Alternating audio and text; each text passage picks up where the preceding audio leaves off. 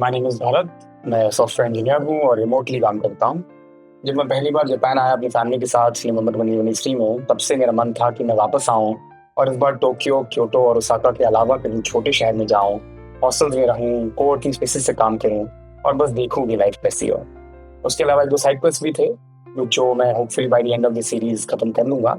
And with that said, this is day 1।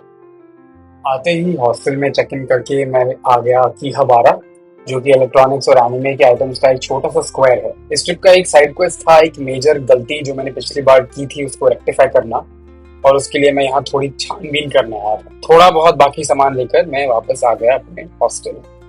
पूरे दिन बारिश का अनुमान था और ऐसा ही हुआ। दिन में थोड़ा अनपैक किया, आसपास गया और एक फैमिली मार्ट का स्पाइस टोफू राइस बोल लंच में खाया। कल अकीहाबारा में एक रैंडम जापानीज बंदे ने डिनर का इनविटेशन दिया था, तो मैंने सोचा चले ही जाते हैं, क्या ही हो जाएगा। मेरे पास उसकी फुटेज तो नहीं है, बट लॉन्ग स्टोरी शॉर्ट, वो मुझे कोई बुद्धिस्ट कल्ट में रिक्रूट कर रहा था। बट इसी बहाने मैंने सेजरिया नाम के बहुत ही सस्ते और फेमस जापानीज पिज्जा चेन को डिस्कवर कर लिया। शिबुया के इस हॉस्टल जहाँ मैं रह रहा था, उसका बेस्ट पार्ट था ये 24/7 कोवर्किंग स्पेस, जहाँ मॉनिटर्स भी रेंट कर सकते थे for free and call boxes भी थे। तो मैंने आकर काफी देर रात तक यहीं पे काम किया।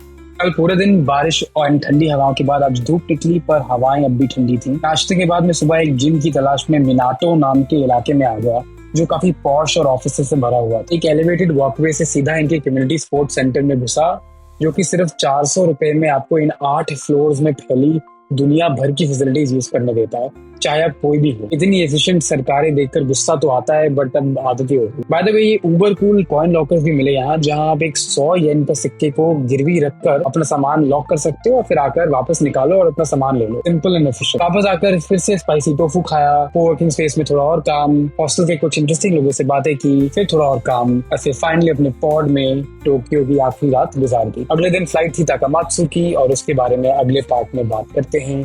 See you then.